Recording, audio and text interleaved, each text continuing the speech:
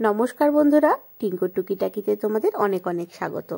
আমি আবারও উপস্থিত হয়ে গেছি আরও একটা মজাদার রেসিপি নিয়ে। আজ আমি তোমাদের সাথে শেয়ার করতে চলেছি গাজরের কেক। এই কেক তো অনেক রকমের অনেকভাবে আমরা খেয়ে থাকি। তো এখন যখন গাজরের সিজন, তো কেননা গাজর দিয়ে কেক বানানো যাক। তো চলো দেখে নাও গাজরের কেক কিভাবে আমি বানাই। কেকটা বানানোর জন্য এখানে আমি এক বাটি সুজি নিয়ে নিয়েছি। এটা আমি সুজি দিয়ে বানাবো, আর যতটা সুজি নিয়েছি ঠিক ততটাই আমি এখানে ময়দা নিয়ে নিলাম। তোমরা যদি চাও এখানে আটা মিক্স করতে, তাহলে তোমরা আটাও নিতে পারো। আর এখানে অল্প একটু আমি লবণ দিয়ে দিলাম, আর দেব এখানে চিনি।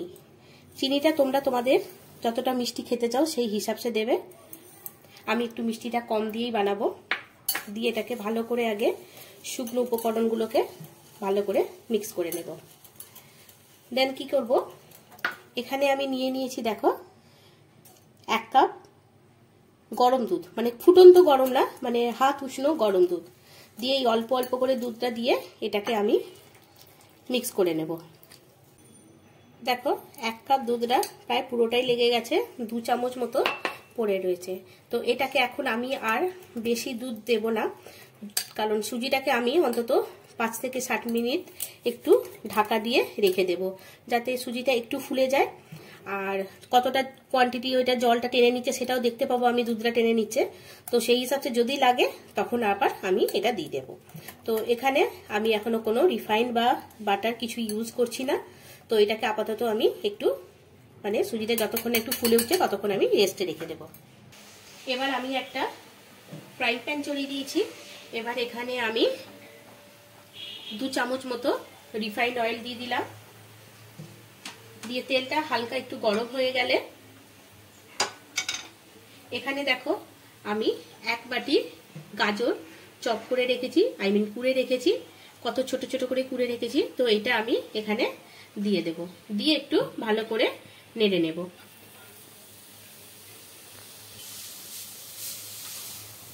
এটাকে ভালো করে তেলের সাথে ঢাকা দিয়ে দিয়ে একটু নেড়ে নেব।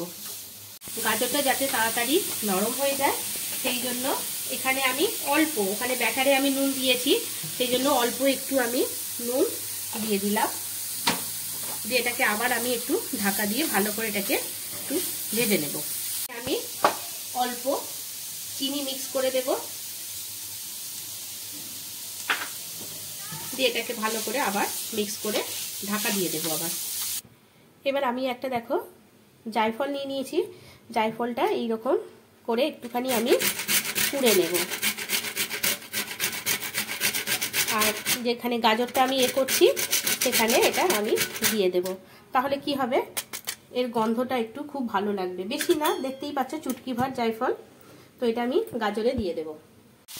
দেখছো গাজরটা কতটা নরম হয়ে গেছে। এবার যে জায়ফলটা আমি কুড়ে রাখলাম ওটাকে আমি এখানে দিয়ে দেব। তাহলে গন্ধটা খুব সুন্দর আসবে, একটা আলাদা ফ্লেভার দেবে। এটা আমার দেখো গাজরটা রেডি হয়ে গেছে। এবার এটাকে আমি অন্য একটা পাত্রে ঢেলে নেব। এবার আমি কেক টিনটা নিয়ে নিলাম। এবার কেক টিনটাকে নিয়ে আমি একটুখানি রিফাইন দিয়ে একটু গ্রিস করে নেব। এবার একটুখানি ময়দা দিয়ে এটাকে আমি একটু ময়দার কোট করে নেব। তোমাদের কাছে যদি বাটার পেপার থাকে তো তোমরা অবশ্যই এটা বাটার পেপার দেবে। আমার কাছে এটা ফুরিয়ে গেছে বলে আমি এটাকে আজকে ময়দা দিয়ে করে দিলাম। দেখো ভালো করে কোট হয়ে গেল, কেক টিনটা আমার রেডি হয়ে গেল। আর এক্সট্রা যে ময়দাগুলো আমি রেখে দেব। এবার দেখে নেব, এটা দেখো অনেকটাই দেখতে পাচ্ছ গাঢ় হয়ে গেছে। তো এখনই আমি এখানে আর কিছু দুধটা দিচ্ছি না। তো এখানে আমি যে গাজরটা রেখেছি এটার আমি দিয়ে দেব আগে। দিয়ে গাজরটাকে ভালো করে আগে আমি মিক্স করে নেব। এবার এখানে আমি মানে গাজরেতে আমি তেল অলরেডি দিয়েছি, তো এখানেও আমি 2 চামচ মতো রিফাইন্ড দিয়ে দিলাম, কারণ একটু কেকটা সফট হবে তাহলে। আর এখানে দেব আমি বেকিং পাউডার দিলাম 1 চামচ, আর তার থেকে হাফ দিলাম আমি এখানে বেকিং সোডা, আর উপর থেকে দেব একটুখানি হালকা উষ্ণ দুধ দিয়ে ব্যাটারটাকে আবার আমি ভালো করে মিক্স করে নেব। এবার এখানে আমি অল্প একটু ভ্যানিলা এসেন্স অ্যাড করব, না করলেও হতো, তবু একটু হালকা কেকের স্মেলটা আনার জন্য আমি এখানে একটু অল্প ভ্যানিলা অ্যাড করলাম। দিয়ে ব্যাটারটা আমার রেডি হয়ে গেছে, এবার কেক টিনের মধ্যে দিয়ে দেব। বন্ধুরা, আমার ব্যাটারটা অনেক বেশি হয়ে গেছে, সেই জন্য আমি এই কেক টিনটার জায়গায় একটু বড় কেক টিন আমি এখানে ব্যবহার করলাম। আর সেম প্রসেসে ওটাকে অয়েল দিয়ে গ্রিস করে তারপরে আমি আবার ময়দা দিয়ে কোট করে নিয়েছি। এবার ব্যাটারটাকে ভালো করে আর একবার ফেটিয়ে আমি এখানে ঢেলে দেব।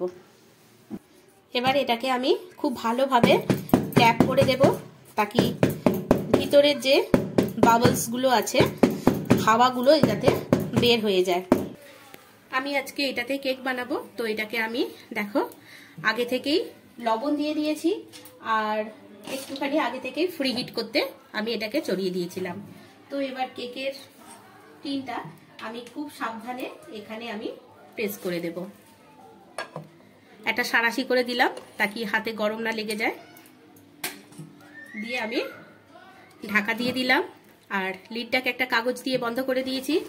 সেম প্রসেস 35 থেকে 40 মিনিটস, আর একবার দেখে নেব খুলে, যদি মনে হয় যে হ্যাঁ আর একটু টাইম লাগবে তাহলে আরও 5 মিনিট আমি রেখে দেব।